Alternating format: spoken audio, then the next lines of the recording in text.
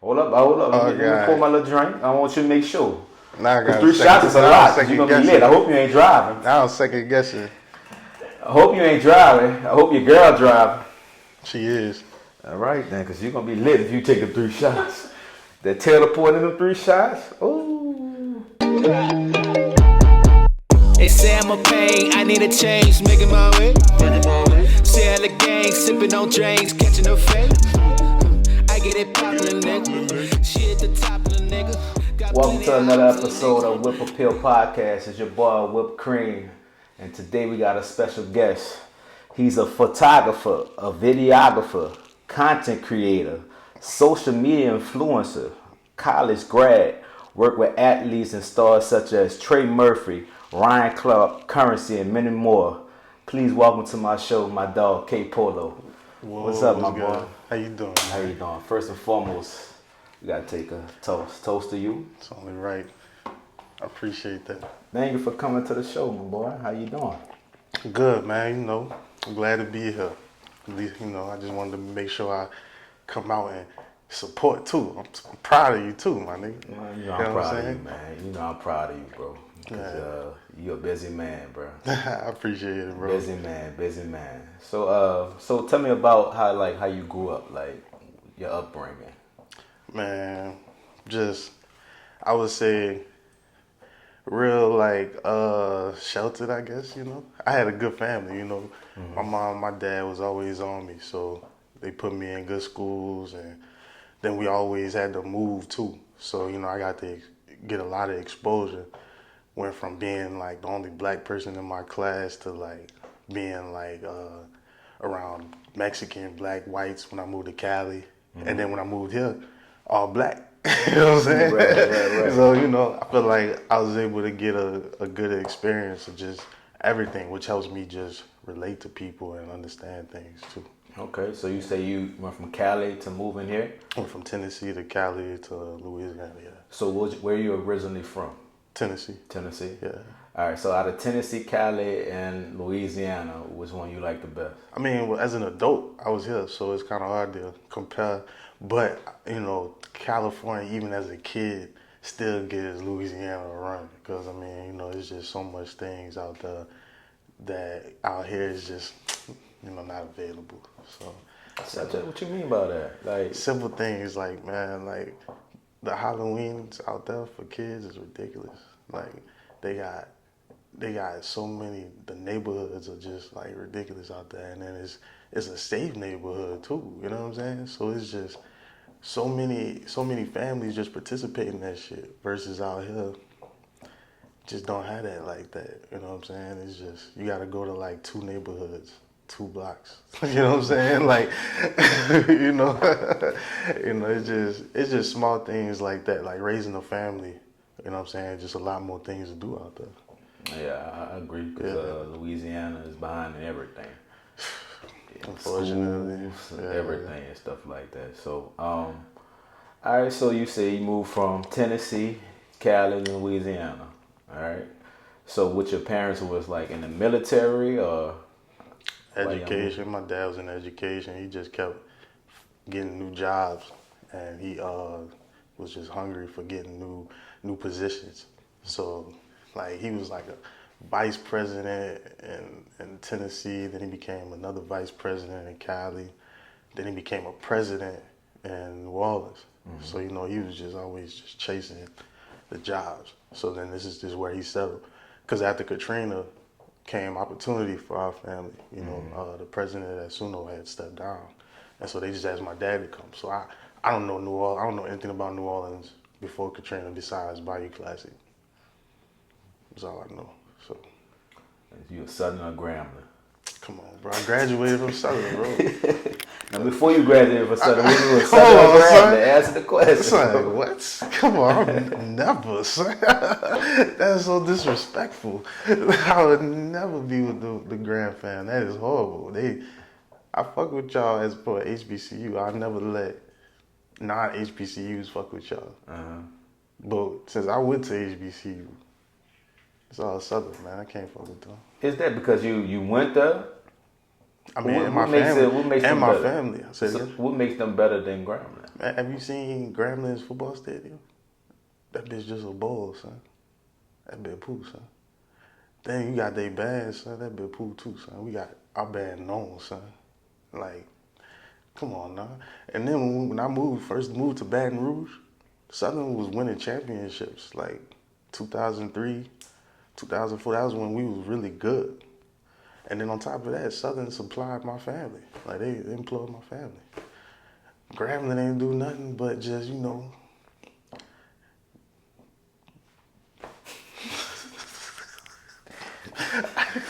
Hey, you saw I'm so biased with Southern. We Southern over here, dog. So you basing off a football stadium. No, come on, bro. Like, I walk in that bitch, I say, what is this? What is this, dog? Then they in the country with it? Oh, no, son. My girl, she from the country. She might like that shit. Where's she from? She from Houston, Third Ward.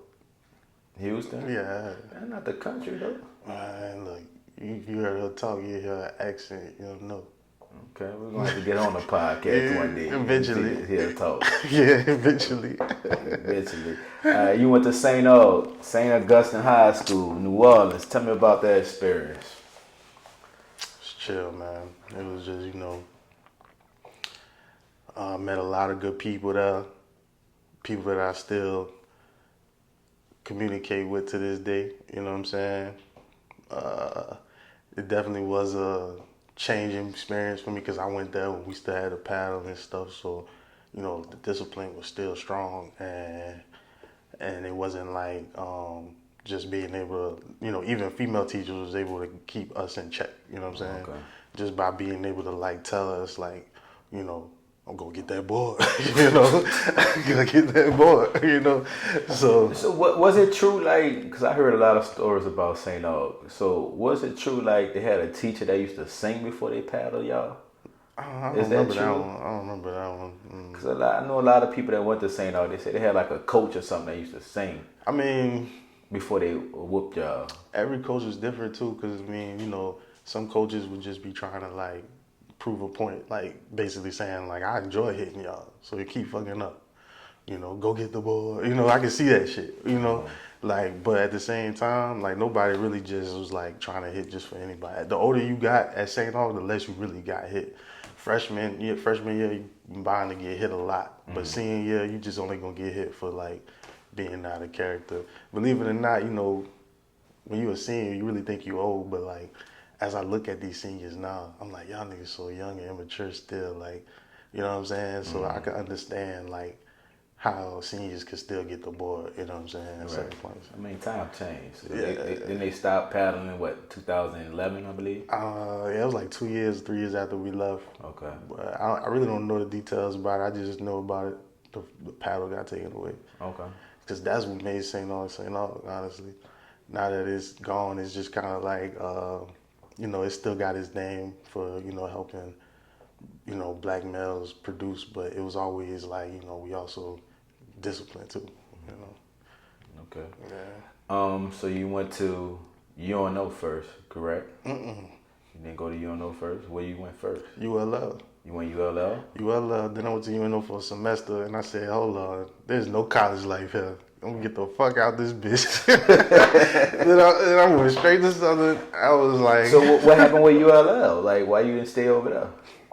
I don't even want to talk about all that, bro. You gotta talk about it. Let us know, man. Let us know what happened with ULL, man. Nah, bro, I don't even want to talk about all that. It's just some deep shit. You know what I'm saying? Yeah. But, I'm just glad that, nigga made it out and still, able to, represent for black males. That's all I can say. Well, we're going to take a toast to that, my boy. Yep. You didn't want to tell us about that ULL, but we're going to get it out by the end of this. We can talk about UNO, though. So what's up with UNO? Why just a semester? There was no college life. I mean, as soon as I get to campus, I'll leave. And, I fuck with the New Orleans college life.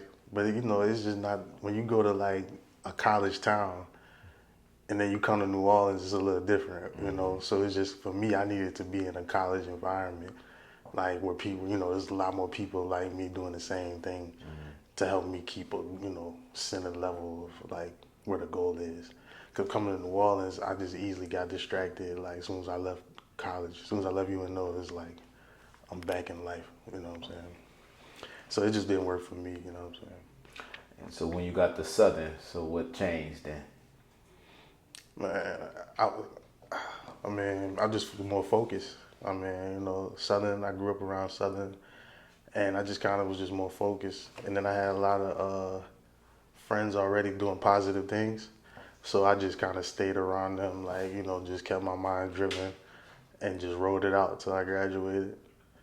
Yeah, that was some time ago. And you graduated in accounting, I heard? Yeah, accounting, yep. I did that with a minor in economics. Okay. Yep. Mm-hmm. So you went from accounting, you graduated in accounting. Mm-hmm. Then you had a job in accounting, correct? Yeah, I had a job 3 months before I graduated. In accounting? Yep. Mm-hmm. Okay. So how you go from being an accountant to a photographer, videographer? So what was that switch? Like what made you, I mean, what got you interested in that? Well, in high school I was in photography. I was playing football, and you know I played with dogs like Tyrann Matthews, Trey Turner, all them niggas. So, you know, I couldn't start. You know what I'm saying? So as a result, I still wanted a Letterman. So I just I joined the yearbook team. You know, I heard I could get a Letterman through that. So that's when I had started the photography lane. Mm-hmm. So even at ULL, I was documenting all kind of stuff, and ended up getting in trouble for that shit. So I stayed away from the camera for a while. And so with that being said, once I was doing accounting, I'd just come home. I was just so focused on just work that one day I got bored of just at home. I really didn't have no life at home.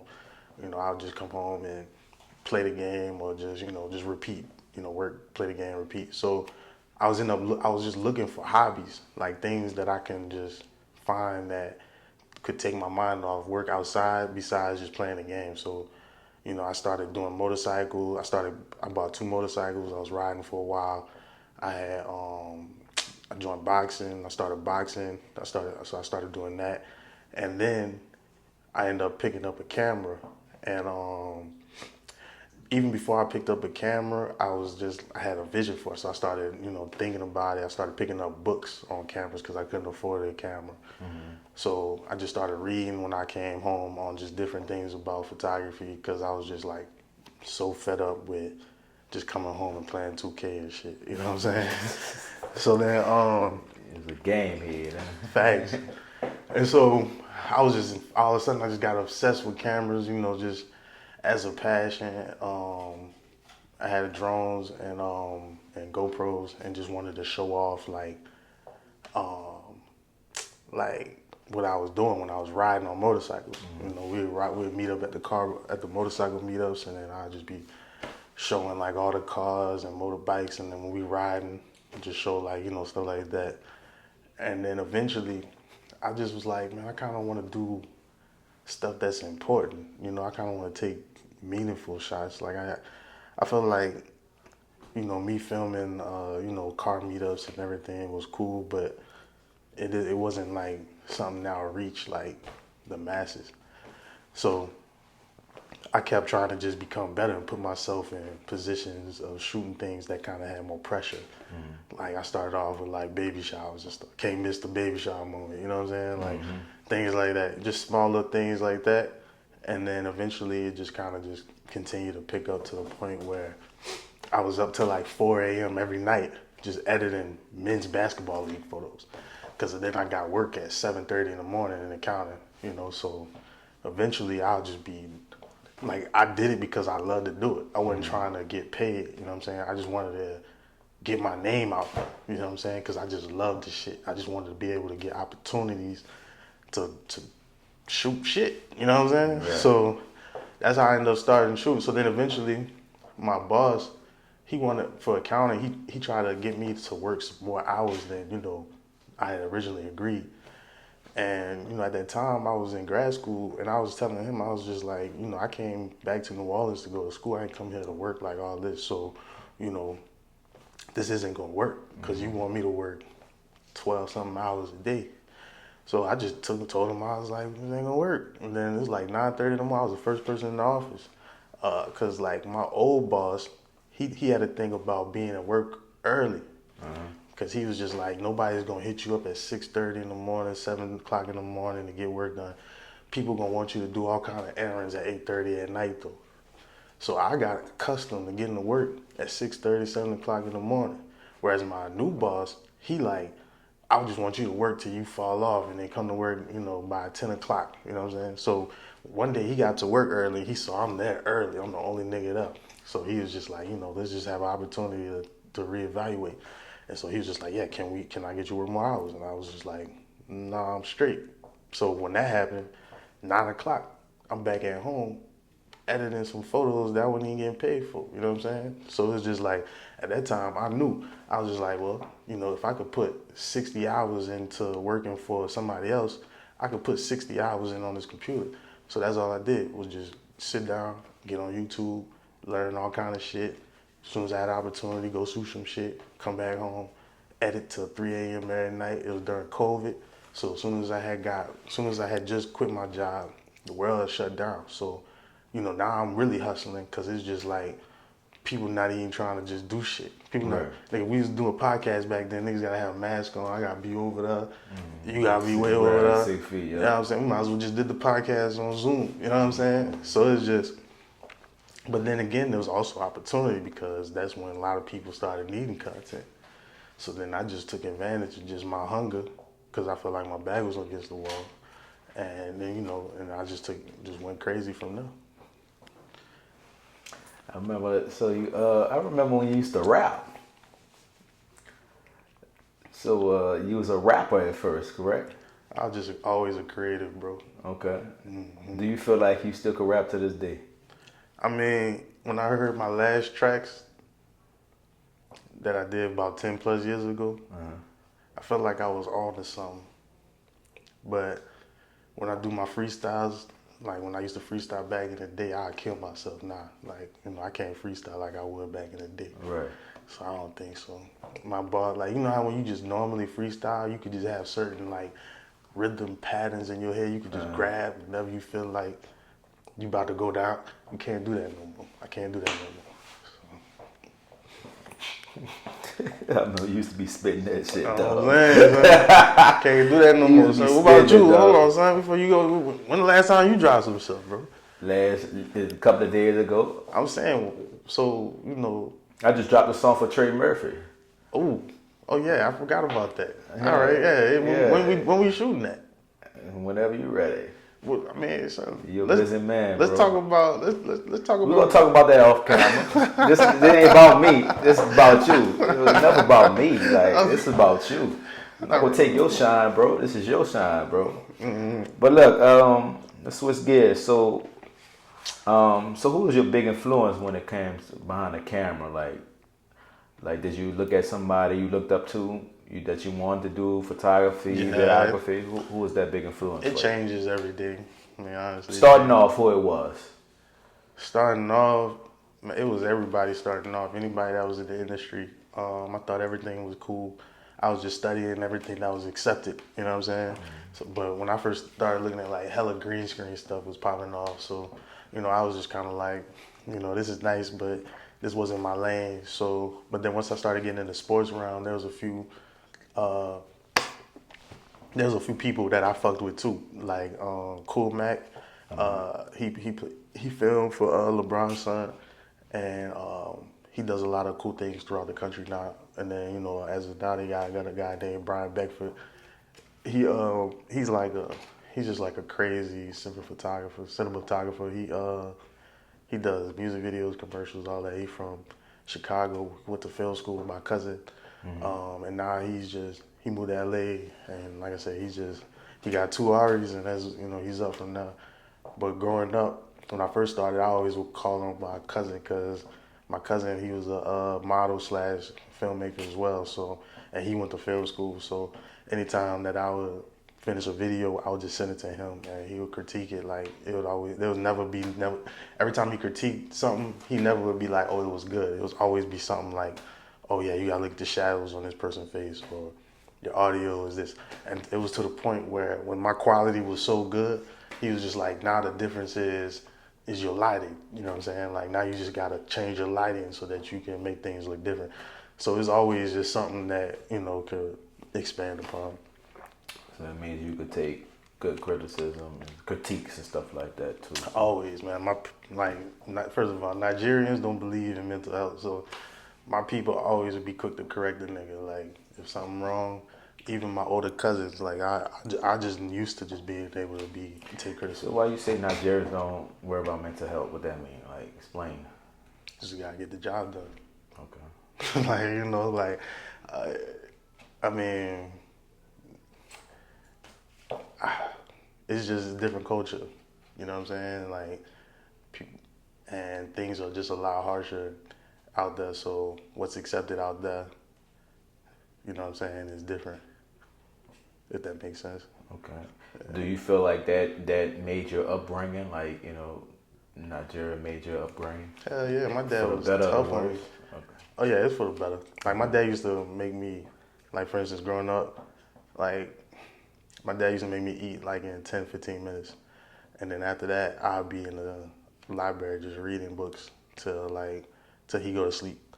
Then I'll be able to like go and like watch some TV or something. But, you know, and then every Saturday, like I'm always on schedule. Every Saturday morning, I never could sit and watch Pokemon because I was doing something with my shit. And Pokemon came on about 30 minutes before I always finish my chores. I'll be able to watch Digimon. You know what I'm saying? Like, so it's just like, nigga always had me on schedule with shit. And I remember, you know, growing up too, in high school, this nigga used to just take me to go watch him play tennis every day. Like, every Saturday, it'd be from like 8 to like 12. So I never could sleep in, you know, on weekends. You know, I always was on schedule with things. So are you a fan of tennis or do you play tennis? I used to, but no, I'm not a fan no more. Why not? My cousins got into it, but I just don't play. I won't get into it. I'm eventually when I get older, but I just think the way my life going, I mean, who knows what happens, you know. You could have been the next, what that is, Roger Federer. Man, if anything, I was trying to get into football, man. I fucked with that. So what you played in football? Strong safety. All right. Yeah. So you was behind Tyron? I mean, I was with him, technically, but, you know, it's just so many, like, athletes that it was just like, and then like, you know, it's crazy, like New Orleans athletes are like, they really grimy, like they think it's like St. Aug. This is right after Katrina, so we didn't have any lockers, we didn't have no NFL player come revamp our facility, none of that shit. Like we ain't had nothing. So when we came back from practice, our shit was getting, our shit got jacked. Like we'd have money missing out of our shit, like niggas would be getting in fights, like it wasn't a team effort at all. Like people be thinking like a lot of athletes just don't understand how like, you know, like an organization could affect everything. So that's how coaches come in and, you know, as soon as they got a new team, they taking away all the bad apples because they don't want nobody to just like, you know, get away with anything. And sometimes it be a struggle because sometimes the good players be the bad apples. So then it's just like, what do you do? Right. I understand that. There's a lot of bad apples on teams. Let's speak about the artists and the athletes you worked with. Ryan Clark, how that came about. How was that experience working with him? So everything, all my business, all my clients are word of mouth because I had no website. I just got Instagram. And so working with this lady named Dr. Ashley, she just has all the clients. She's the masseuse guru, not even masseuse, chiropractor guru of the South. So when me and her linked up with each other, given that I have good quality of work, we was able to just build a relationship from there. And everybody else I met, she took me around the country too, you know. She took me to Florida, she took me to DC, and so I say all that to say I met Ryan Clark through her, because I met all my clients. I met a lot of clients through her, and so when Ryan and I worked together, Ryan just like, he's like, he's just like how he is on TV, you know. He's a real stand-up person, and he's real serious. You know, he's real serious all the time, but he plays all the time too. It's like it's weird, you know what I'm saying? Right, Like you have the balance. yeah, you know, it's a balance. And then he's real military too, like on some shit, like because it's just like I actually like working out. I like his workouts because it's just an hour and out. Like he don't do all that playing around with his athletes. They don't be joking like that. If any, like he's teaching them shit, and then they go. You know, versus a lot of other athletes, versus a lot of the sessions that I went to. You know, they just they just happy to be working out. You know what I'm saying? Right. Like we just here. So I just have to adapt to all that. You know, depends on the situation. Okay. But I know one thing, when Ryan called, I know that it's going to be like, that I got to be in Baton Rouge at 8 o'clock in the morning, you know what I'm saying? Like, and my lenses and cameras better be ready. Okay.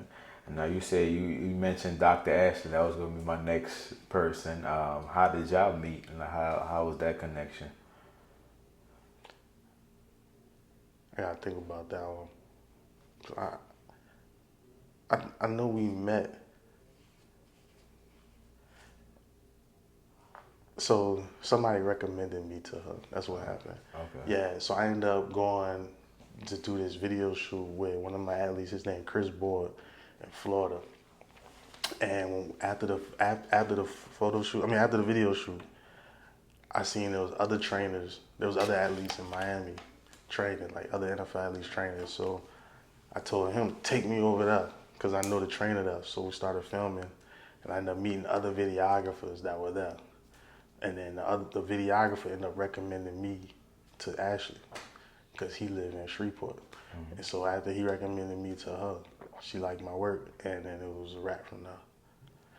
And so that's just basically how it worked too. Like I said, everything word of mouth. Like when I meet everybody, I mean other videographers, other clients, your mama, all that. Say your mama. But it's good. Like it's good to like have like those connections and word of mouth connections, because you keep on.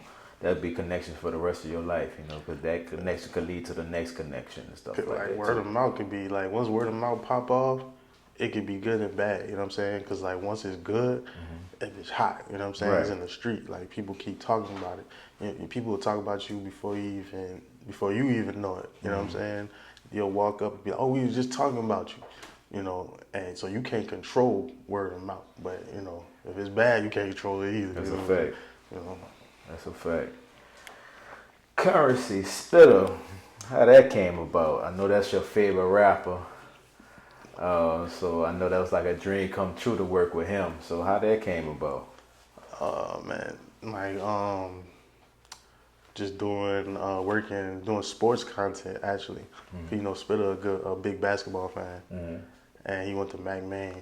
So years ago, I think this was right before COVID. It was right before COVID. I was working with one of the coaches at McMain, and he actually was in the basketball league called NOLA Elite. Mm-hmm. That was the one where I just would come and just film 8 games all day for $50. And so he liked my work at the summer league. So he was just like, bro, during the season, come to the our season and just film us throughout the season. So what I ended up trying to so once I put my mind to something, I'm like, man, I'm trying to make a Hard Knocks version of this basketball league. So regardless, fast forward, this team ended up going to the playoffs, and Spitter came to watch the game because he went to McMain. And so when he did that, that's when I introduced myself, and he still ain't reach out to me for like a year after that. And it wasn't until I worked with another client named AB, a known personal trainer in the city. Mm-hmm. He had me filming. Yeah, AB Explode. I filmed a few NFL clients, and a few of his NFL clients working out, and that video went viral. So then Spitter came in my DMs and was just like, yo, that video was fire. And I was just like, appreciate it. You need to work. And then from there, we just started building a relationship from there. I think that was like 2019 or 2020. Okay. Something like that, yeah. Okay, so y'all still good to this day? Me and him got a relationship. I know what the fuck he want. I know what the fuck I want, Like when he be like, shoot some shit, I already know what the fuck to do. He be like, get him. I say, I got him. Get him and you got him. Yeah. Jon Moody, famous author. I know y'all went to school together. So I know I seen his transition from college into where he is Because he went to UNO He too. went to UNO Yeah. for like, I think, a year, maybe. Then he went off to the Savannah College, art, whatever. But how's that relationship, and what you think of how his progression is and stuff like that too? So, Jon was my first friend I made in New Orleans. When I first moved from Baton Rouge to New Orleans, my dad was going to school. My dad was working at Suno, and so I'd just be stuck in the house all day while he was at work until the afternoon when St. Aug had them summer camps. And then at the summer camps, we would go just play basketball or whatever. So that's when I met Jon. My first impression of Jon was because this was like this is my first all-boys school. So this was my first time experiencing like boys being able to act however they want. You know what I'm saying? So my first impression, Jon, we in the layup line, and he passed gas right before he go lay up the pass. So everybody in the line smelling this shit. And he had already left, made the layup, and looking back at us like, and I'm sitting there like, and I'm just like, yo, I ain't never experienced a nigga do some shit like this, some crazy shit, you know what I'm saying? So I ain't fuck with Jon at first. I was like, this nigga childish, you know what I'm saying? But really, like, Jon, he really a leader, bro. Like, this shit crazy. Like, I can get people together, but like he gets people together just by like being himself. Like, he don't have to like, like tell you like, hey, do this, do that. No, like you can look at him and you be like, you know what? I want to fuck with that. You know what I'm saying? And so, Jon used to be in class and, we all just be focused on work. And you see this nigga looking at you with drawing some shit. Now this nigga making a comic book out you. You know what I'm saying? Right. And everybody be pissed off when you see him doing that shit. You know what I'm saying? But we always was doing videos because we used to dance. We used to do jerking videos and stuff. So me and him started doing videos a long time ago. So when I started taking this shit serious with the videography in the sports realm, he was just like, yo, we need to link up. And like I said, Jon already is a creative because you saw him, he went to Savannah. So like me and him together, we can just think of like out of the box videos. We always would do that. That's like our niche. Like we just can't do like, you running up the hill. Like, no, nigga, you got to do running up a hill with some wolves chasing behind you. You know what I'm saying? Right. Like, you got to do something crazy like that. Okay. Yeah, Jon, I could see him doing that, you know what I'm saying? Like passing gas, on a layup line. That's wild. I could see him doing that. I met him in college. He always was a solid dude, though. Yeah. I haven't seen him since college, though, so I'll see How him. you met Jon? In college. So you don't know. So, you don't know, when we went to school, we had an orientation and they made us stay for a weekend. So that's when I met JP, okay, Jon, yeah, you Chris. met the all crew. Yeah, the all crew. Like, you know what I'm saying? It's crazy because I went to Easton. Right. So we naturally had a beef with all niggas. You know what I'm saying? We naturally took our colors. You feel me? Y'all niggas look like us. Yeah, we naturally had a beef with all niggas. And I was like, when I got to college, it was a difference because it's like, man, these niggas really cool. You know what I'm saying? So I met JP. JP was in chill. Yeah, we was in the dorms, whatever. He was like, yeah, bro, I know who you are. Like, you played basketball in like the little church league, whatever. I said, yeah. Then we just got cool. Then he introduced me to Jon. So fun fact is, Jon, he was always on the art thing, whatever. So Jon used to cut my hair. Oh, I forgot Jon used to cut hair. So he used to cut my hair. Crazy. We had a deal because he was into the workout stuff. He still is. Yeah. So I used to work at Smoothie King, right? Yeah. And he used to have like a muscle milk. He said, bro, if you give me muscle milk, I'll cut your hair for free. I say, fuck it, I'll take that shit from Smoothie King. They don't count that shit. So I used to give him muscle milk, and he used to cut my hair for free in college.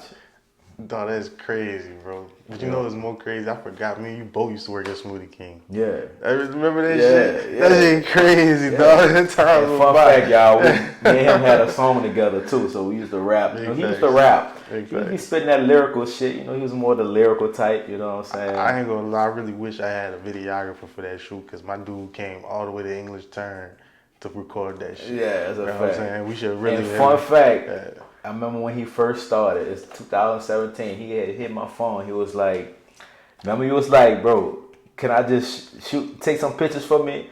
Matter of fact, bro, let's do a freestyle video. Facts. Then I did a video to that 30 for 30 freestyle. My bro. dog was like when he first started. He was my very first shooter, and then he said, "Fuck it, I'm gonna go outside. I'm gonna go home and find me an outfit."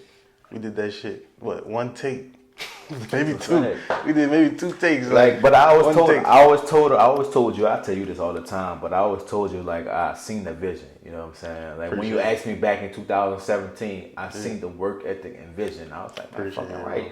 Because a lot of people that's not solid. They be like, yeah, bro, give me $100 to do that. I'm like, nah, nigga, I do that shit for free because I know where you going with that. You feel me? Like, you literally quit a corporate job that everybody wants to focus on yourself. You feel me? Like you said, you put 60 hours to another man, well, I can put 60 hours to myself. You feel me? So you feel me? So I fuck with that. So I realized that too. So once you told me that, I was like, yeah, at the end of the day, you can't go wrong with that, right? Yeah, so facts. So I always do that, man. All right, Trey Murphy. All right. Guard for the New Orleans Pelicans. Forward. Yep. Guard/forward. Yep. Guard/forward. You play it both. You can play the 2, 3, or the 4. You feel me? Yep. So, how that came about? Trying to see how I can say it, but honestly, like, everything is like a blessing, cause really just free gigs. You know what I'm saying? Lead the opportunities. Mm-hmm. You know, I was my friend Chancey. Shout out to Chancey. She always be giving me Channel 91 photography. She always be shouting me out and giving me opportunities to succeed. And this one right here changed my life, because it just changed my projection rate, you know what I'm saying? But I was able to just go to this free camp. She asked me to do this free camp that she ended up double booking herself for. Because like I said, niggas, we always want photographers, it's good to do free gigs, but then when somebody come in to pay you, it's hard to like turn that pay gig down because, they willing to pay you. So she asked me, after making a promise to my boy Brandon Dumas, that she could do the gig. She couldn't do it, so she called me, just like, bro, can you please do it? And I was like, yeah, I don't mind doing it. They asked me how much, and I told them a regular price. You know what I'm saying? Mm-hmm. And so I ended up going for free and just doing photography, which I love, because it's super easy for me. I ain't gotta create no story with videos. With photos. Video is a lot harder. So I just came there and just did photos and just had fun. Ended up meeting Trey. And when I met Trey, I was like, man, I'm about to be strategic about this shit. I was like, man, I'm gonna shoot him first, and then I'm gonna show him when I shot, and hopefully he fuck with it, So that's what I did. And he's like, yeah, that shit hard. And so when he was walking out with his team, with his players like Jose and Herb, walking out the gym, and I was just like, yeah, bro, I just elevator pitched myself, and he was just like, yeah, just hit me up on Instagram, and I'll check some of your workout. So I was just trying to be cool. I ain't want to like be, given that I worked with a lot of artists, everybody different, other athletes and stuff. I didn't want to like be too quick with it, so I waited till the next day to send him a DM, and when I woke up that day, he had already DM'd me, you know what I'm saying? He had already checked my workout and was just like, what's up? So from that, we was just DMing each other. I was like, yeah, bro, I'm gonna take care of this, let me get in the games, And then from there, we got in the games, and it was just up from there. Because, I had told him when I first met him, actually, I was just like, when I showed him the photos, he was just like, yeah, man, I'm looking for a photographer. And I was just like, yeah, man, shooting for the NBA, my dream. You know what I'm saying? And, hey, you gotta get it where you fit. You know what I'm saying? Get it somehow. And now we 2 years in. So, right. Yeah, still progressing. And he done took me overseas, took me to Italy. It gave me views that I ain't never seen before. You know, real niggas don't cry. But when I had seen the views of Amalfi Coast with the clouds over in the hills, and I almost cried because it just meant a little bit more than just beautiful scene. I was just like, I can't believe my camera got me here. You know what I'm saying? So, yeah. And you still going, man. You still going, bro. Trey Murphy, man. I got a song for you too, but we're gonna talk about that after. But Inspired Nola, how that came about. I know this is your school system, something different from what you used to doing. You still do your sports, your regular photography for I guess athletes, artists, music videos. You say your baby showers, your weddings, and stuff like that. So how the school system got to you? All my people I grew up with. So like, fun fact, when it's like deep, it's really deep. Like I have a bunch of like positions that put me. I have a bunch of like factors that put me in this position now. Cause like I said, when I first started doing yearbook club, the person that was over the yearbook club is like part of the presidency over Inspire. So he always knew the type of work, and he also helped me. He also was working with me when he was at a different organization at KIP.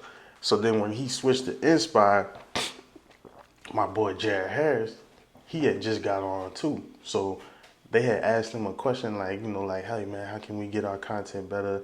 How can we, make sure we top tier? And Jared was just like, yeah, well, we need to have a videographer on retainer. So he was just like, this is the guy. And given that my boy Kevin and Jared, Kevin knew who I am and I worked with him with Kip, he was just like, yeah, we need to have this done ASAP. J-Rock, right? Yep, J-Rock, yep. And so me and Jared be doing all kind of content with each other, from education to like his clothing lines and everything. Okay, J-Rock, that's my dog. Yeah, like, that's his name saved on my phone is J-Rock. J-Rock is my dog J-Rock. Like, my dog. I was just putting him balling the other day. Like, that's my dog for life. Facts. J-Rock a solid dude. Let's go Rap Snacks. Man, you a well-versed man, bro. Like, how that came about? Chancey, dog. You know what I'm saying? Channel 91.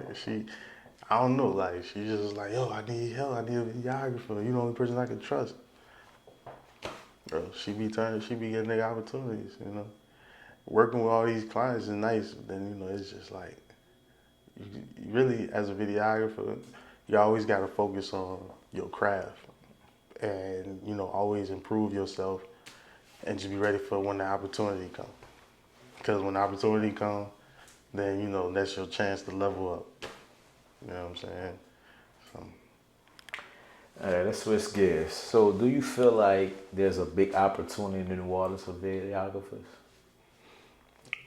It's tough, man. I'm not gonna lie, it's tough. You gotta be able to I'm pretty sure it's like this in every city, but you gotta be able to do more besides just photography to make it here. But in New Orleans, it's not as big of a city. The economy ain't as big, so it's just like people ain't trying to just willingly spend thousands of dollars, just on projects. And you gotta really hustle it out here. And then the projects you do get, you gotta really make the most out of, because it's like they might not have a lot for you for that project.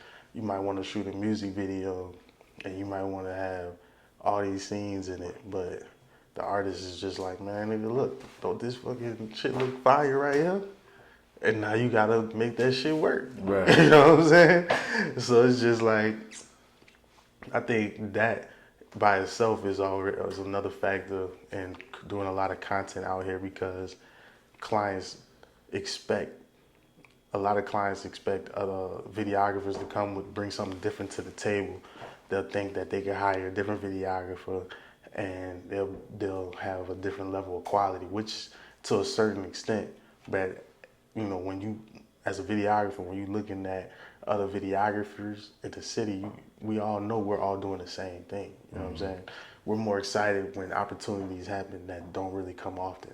Like for instance, when Lil Baby came in town to shoot the video with Rob 49, if you think about it, the video was a run and gun video. We always do the run and gun videos. Now, what you mean, like, tell the people, like, with me, I don't know what run and gun video means. So what that means, like, to people who don't know that. A run and gun video is like when an artist is just like, man, I want a videographer to come on, let's shoot, and we can shoot downtown right now, and then we can get in the car, drive through downtown, you can get some shots, and then we can go into the restaurant, catch me getting some food real quick. Oh, you know what? We gotta go to the store. I gotta get this cup. You know what I'm saying? You gotta get the shot of the cup. This and that. So it's just like. So basically, it's like a freestyle video.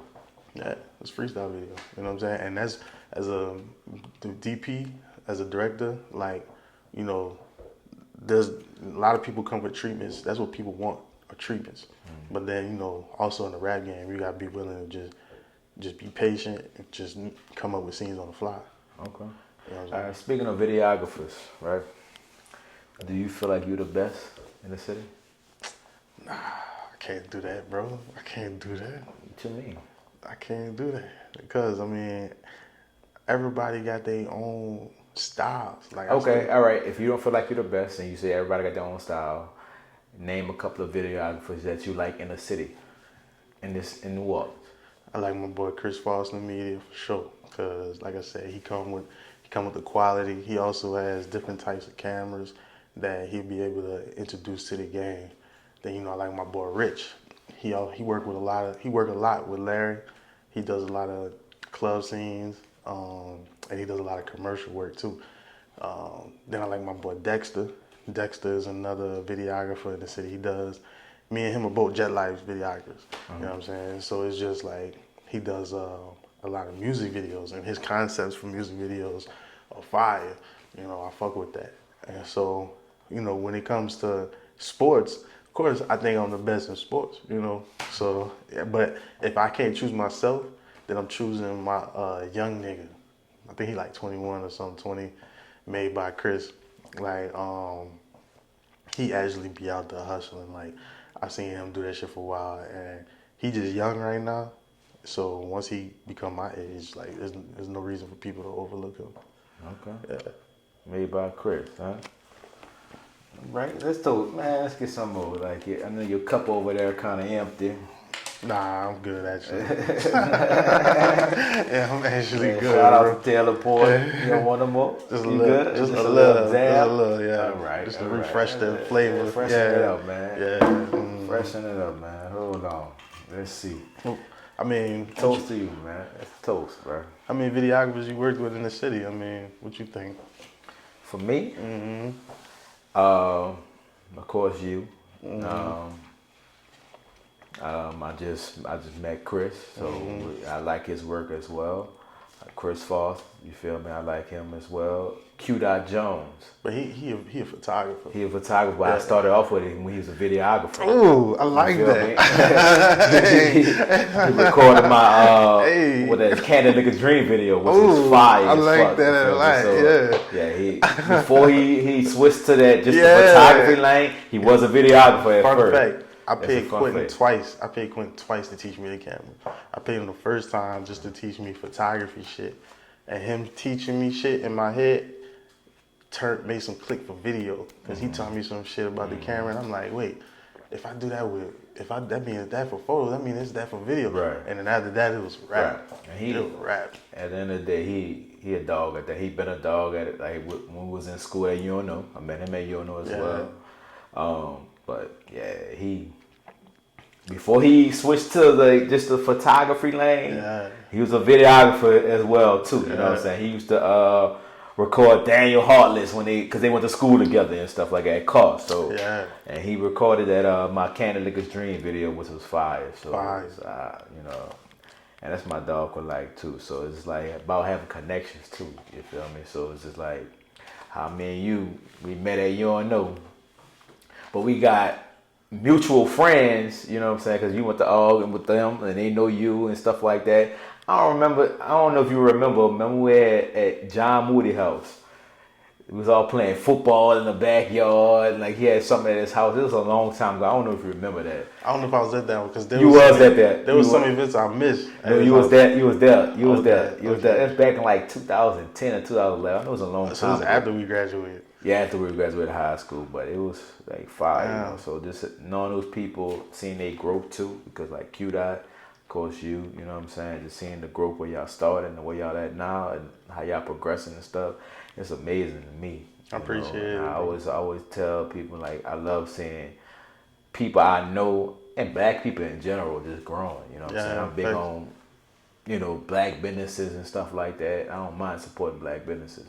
I'm all about our people and stuff like that too. So, you know, if you don't support me, I support you. That's how I feel. Like I'm big on supporting others. You know that, especially they doing something positive in life too. Bro. So, and I see your growth, bro, and I see the growth that you know. You started from here, now you here. You feel me? You started with little old me. Now you got, you know, famous people. You know what I'm saying? And you keep on going and stuff like that too. Next thing you know, you might be in the White House filming them. You know what I'm saying? It's really a blessing, bro. Just, you know, and I think it's just a matter of just work ethic too, because I just got used to just working. That's all, bro. And then one day I blink and wake up, and, you know, I'm looking like, damn, I got all this work done. And it's just really, I'm just trying to provide for the community. You know what I'm saying? People keep reaching out to me. I don't even tell people. I don't even reach out to people to do work. You know, I want to do work with other people. Like the ideas in my head. Like last weekend, I seen somebody pull out they Corvette ZL6 or something like that, and I'm like, oh, that bitch would be fire if I shot that. But I almost typed him like, man, you need to, you know. I'm like, oh, let me chill out. You know what I'm saying? Like, not even let me. Keep going. You know what I'm saying? It's gonna keep you having something to do as you progress and stuff like that too. So. I can't forget about Coach Rory because you know you into the sports, like you known for the sports clips. That's your thing. Coach Rory, I know he work with a lot of athletes locally. You know, try to get them ready for college. Either if they're in high school, getting ready for college, or if they're in college, trying to get ready for overseas or the pros and stuff like that. How did that come about? He was really just the first trainer that really was like, that would try to lock in and make sense, you know.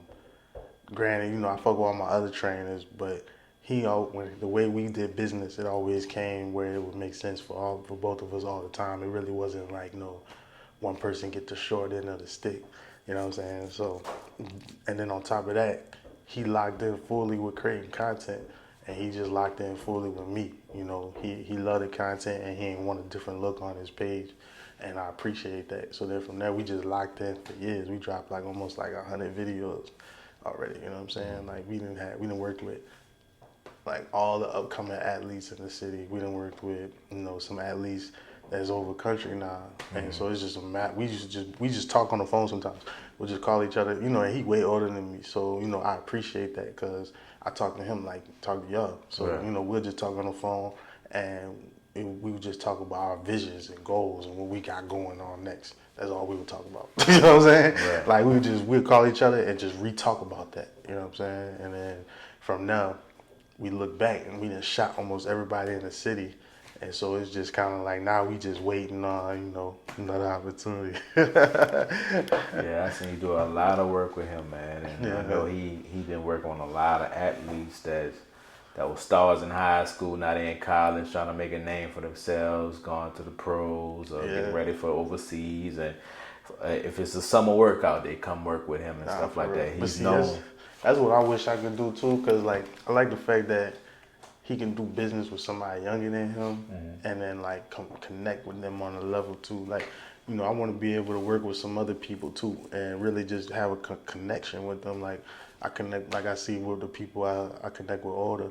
You know, I got a lot of older people I just call just to talk. You know, we just get on the phone and just joke about anything. And whenever I have any issues in life, they always there to like listen, and then they always give me better advice than my friends would. You know what I'm saying?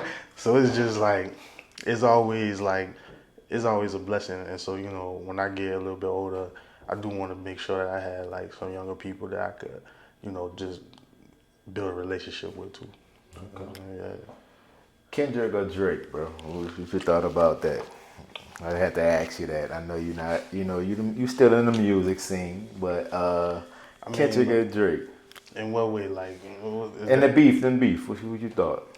Me personally, at first, I was really going towards Drake because Drake sent out, you know, the fact that he had a daughter. It was fake.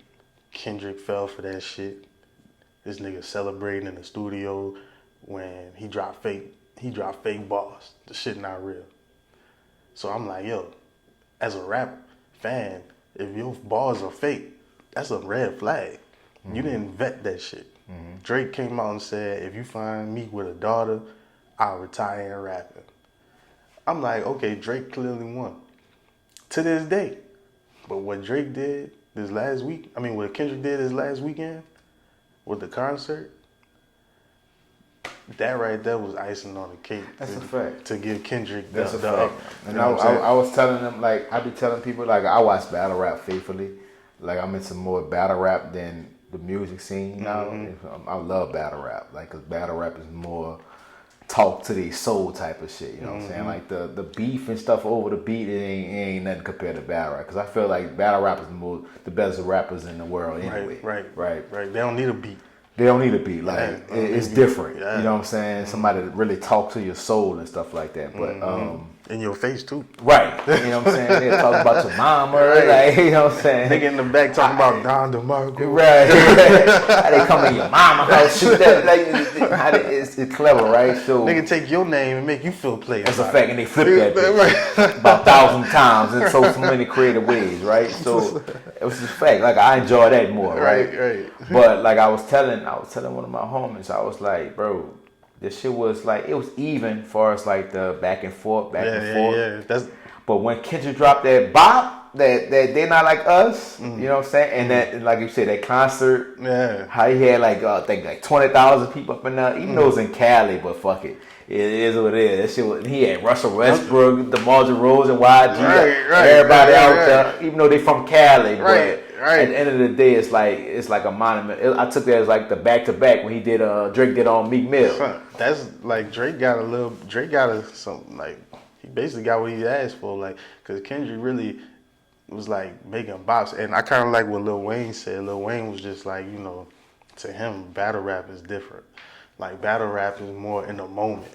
Like, niggas not supposed to go back and listen to battle rap. You know what I'm saying? Like, what Drake and Kendrick doing is making music. You supposed to go back and make music. Right. You know what I'm saying? And so, to me, just me personally, I just kind of feel like this battle rap shit is just a little different because it's just not like the battle raps back in the day. Like, like I said, I told you I talked to my older cousins a lot, and they always be telling me about you know, the better battle raps, like with Silk the Shocker and like LL Cool J when he told stuff to like man, I can't think of this nigga name. I had to look it up, but LL Cool J, you know, you got Silk the Shocker, then you got Biggie, then you got Tupac. You know, you got all these real beefs, you know, back in the day that really would go hard, and these beefs now, you know, like to mention back to back, you know, I kind of agree with my older cousins because, I mean, you know, when it comes to real rap and saving the culture, like, you know, back to back, that's pop. You know what I'm saying? That's music. You know what I'm saying? Like, that's music. Yeah, I mean, it's not real. It's no real beef in like the industry anymore. It's just entertainment.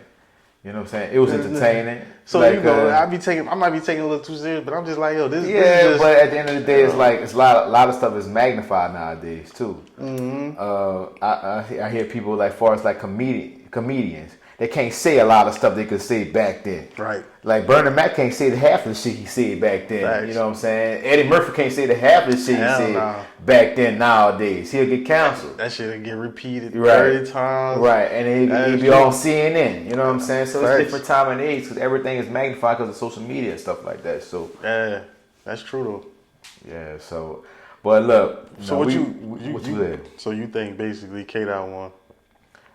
Because of the They Not Like Us, yeah. That was, it was even at first. Yeah. I had Drake had Drake slightly edged because of the lyrical stuff. Right. You know, but that's a vibe. I fuck with it. I ain't gonna lie. Especially the concert really put it over. Like, you know what I'm saying?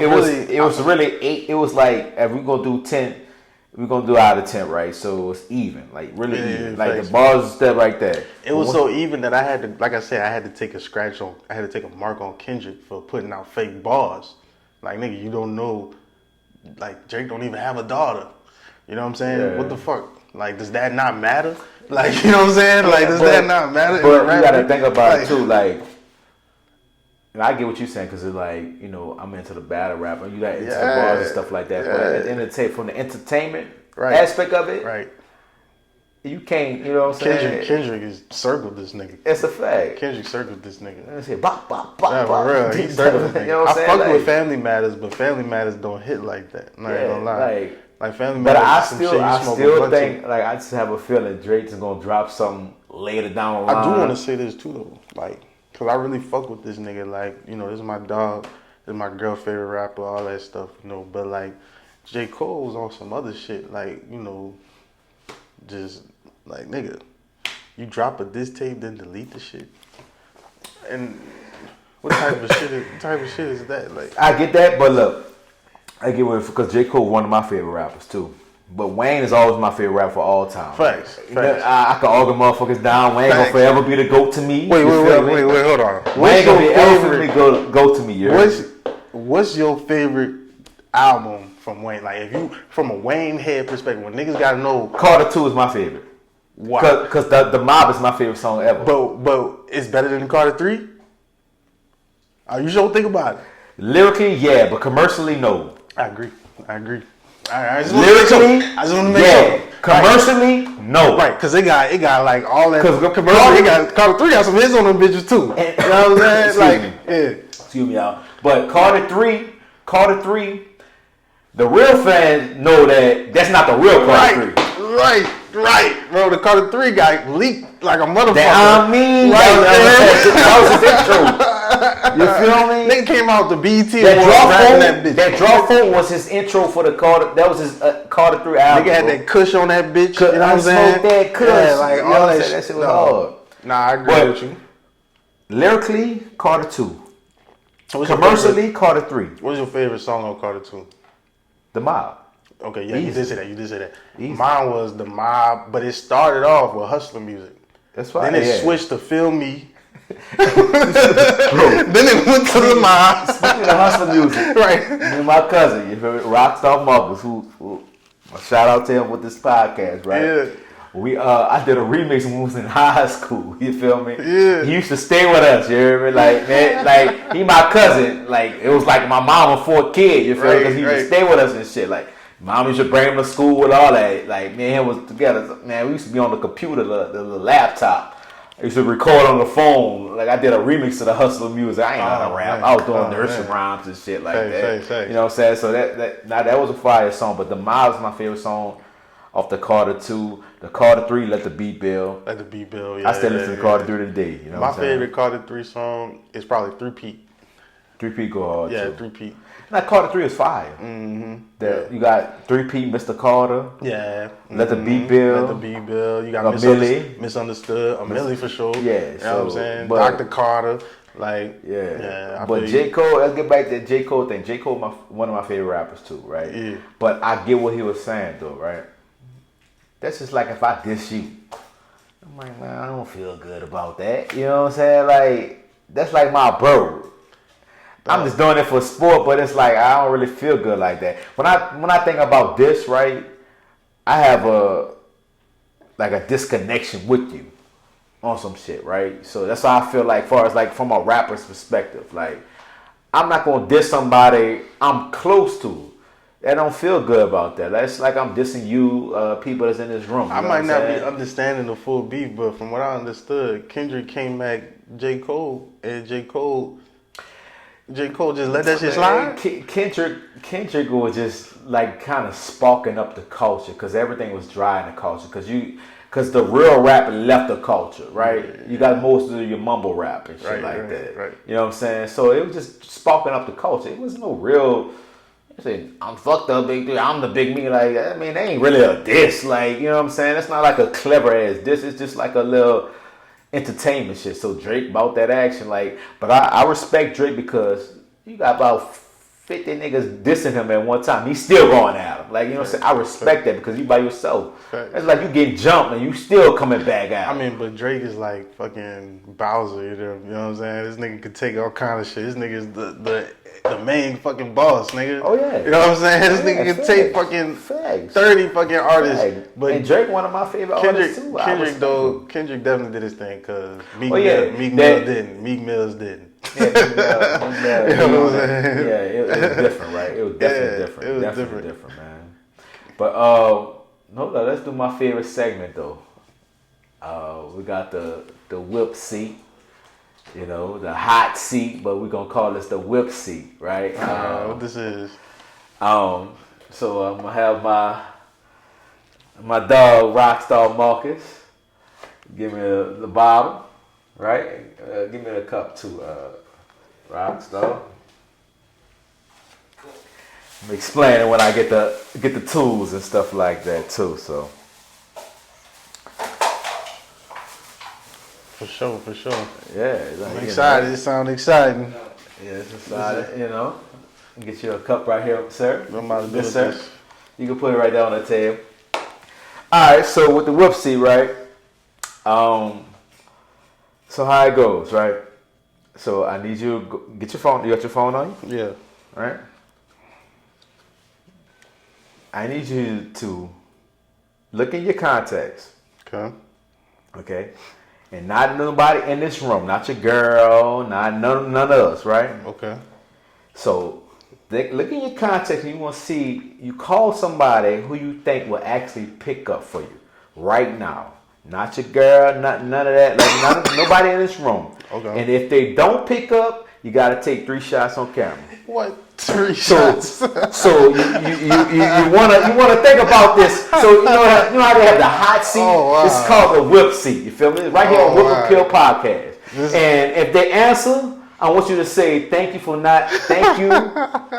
on Whip Appeal Podcast, and thank you for not making me take 3 shots on Whip Appeal Podcast. And I need you to think about it. I want you to see who you're going to call, what's the name of the person you're going to call, and put it on speaker. So you can take your time. Matter of fact, I'm going to pour me some more, and you can take your time. I got somebody I'm going to call. That's going to answer. I don't want nobody that's going to answer the phone. Not text you back, I'm going to call you later. That means they didn't answer. I understand. That means they don't fuck with you like that. I understand. I'm about to call. So should I call him now? Hold up. Oh, Let me pour my little drink. I want you to make sure. Nah, because 3 shots is a lot. You're going to be lit. I hope you ain't driving. Now I'm second guessing. I hope you ain't driving. I hope your girl driving. She is. All right, then, because you're going to be lit if you take the 3 shots. That teleport in the 3 shots. Ooh. Hold up. Answer. Hang it up. Hang it up. You got to let me know who you calling. Oh, okay. All right. Yeah, don't. Well, I was going to call my boy Sean. Sean? I knew this man since high school. Uh-huh. All right. He should answer. All right, we go. You ready? 3, 2, 1, and put it on speaker.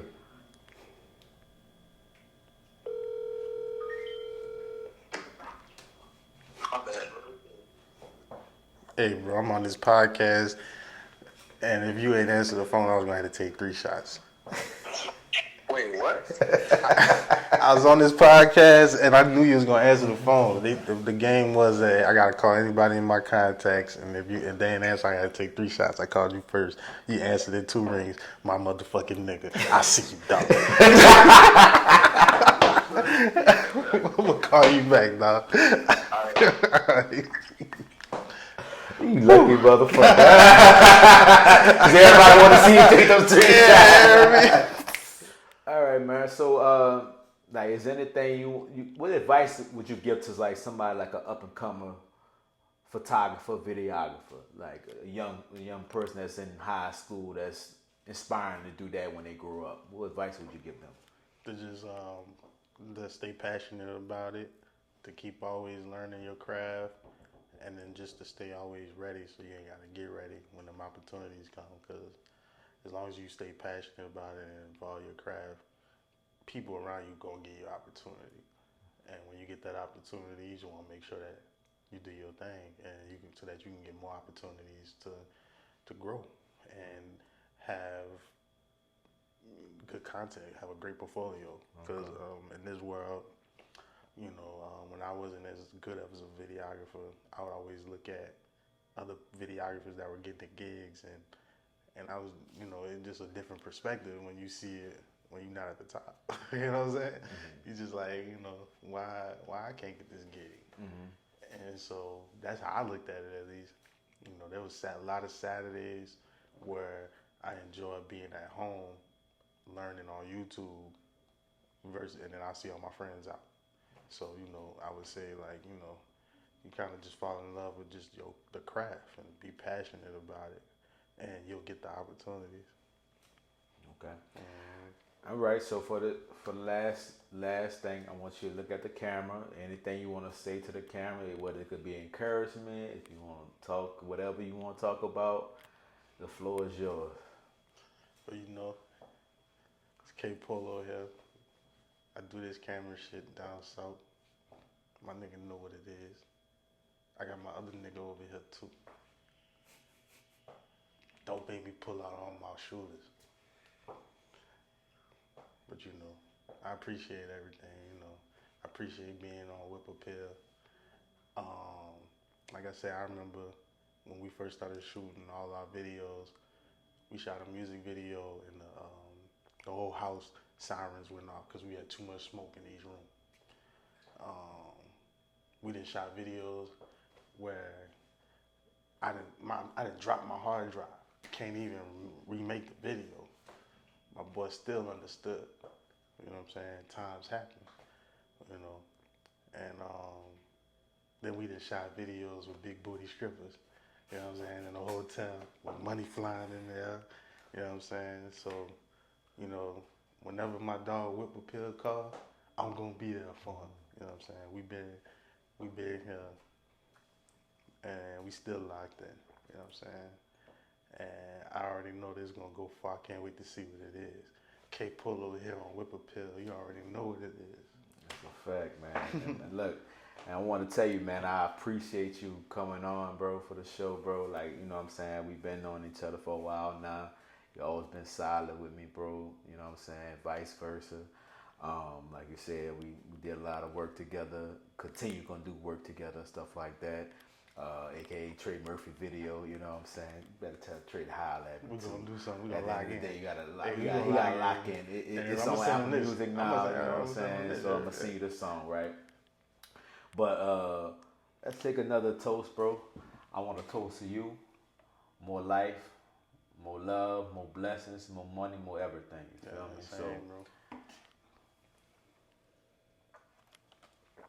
and also I want to shout out Rockstar Marcus, you know what I'm saying? Rockstar Marcus, shout out Chris, you feel me, with Crispy.